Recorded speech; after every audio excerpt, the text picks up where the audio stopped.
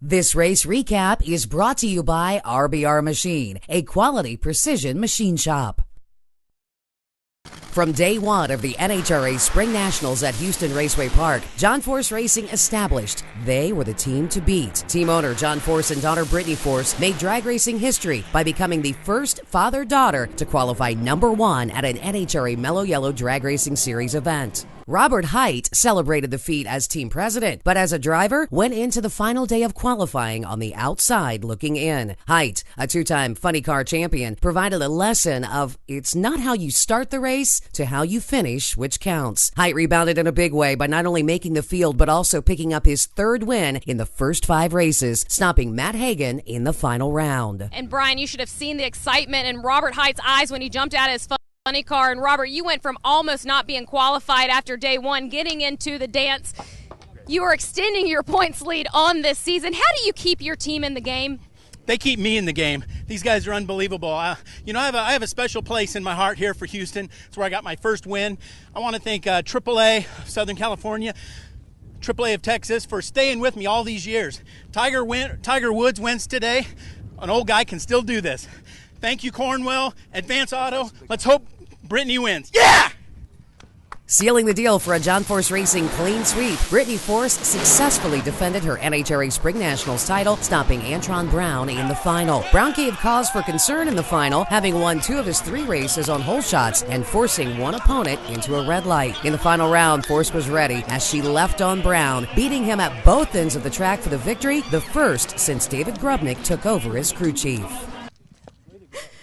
Oh, and look at the teammates hugging and Brittany screaming over her win in over a year right here in Houston. And as you guys remember through qualifying, Brittany has been citing the synergy of her team here this weekend, has even called that this is the race that you're going to win. Why did you feel so strong about your chances here in Houston? You know, we won this thing last year, and we've been so close. As Advance Auto Parts team, we've been so close all season long, and in Vegas too. And coming out, #1 qualifier, running a 366, it's because of this Advance Auto Parts team. Thank you to David Grubnick, Max Savage, they're incredible to work with. And thank you to my dad and Robert. I talked to them before coming in this round. That was a red light earlier. And there's nothing harder coming into a final round with that on your mind. So talk to Robert, let it go, and we won this thing! We won it!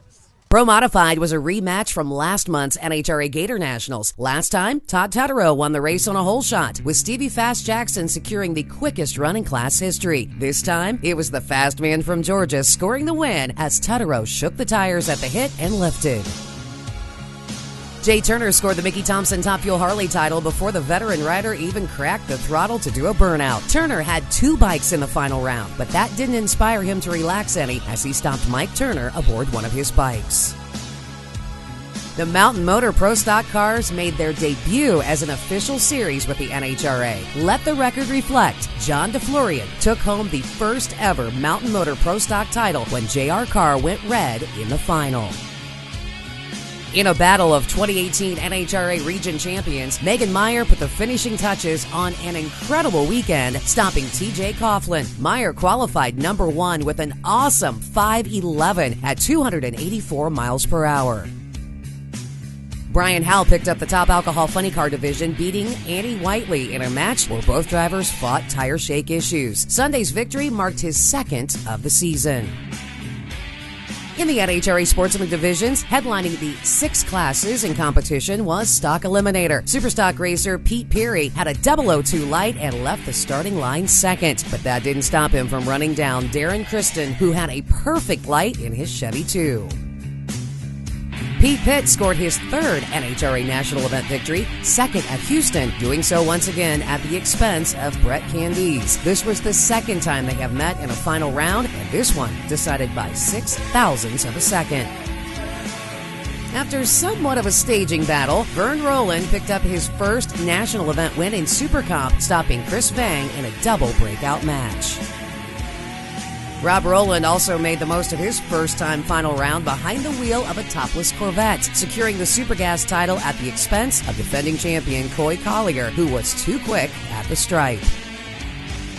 Ross Larice scored his second career top dragster title, driving his Pro-Charged equipped entry to victory over a red lighting William Cruz, who rolled the beams 7 thousandths of a second too early. The NHRA takes the Easter weekend off before returning for the following weekend for the original NHRA 4-wide event, the NGK 4-wide Nationals at ZMAX Dragway, Bruton Smith's palatial drag strip built on the hallowed motorsports grounds of Charlotte Motor Speedway in Concord, North Carolina.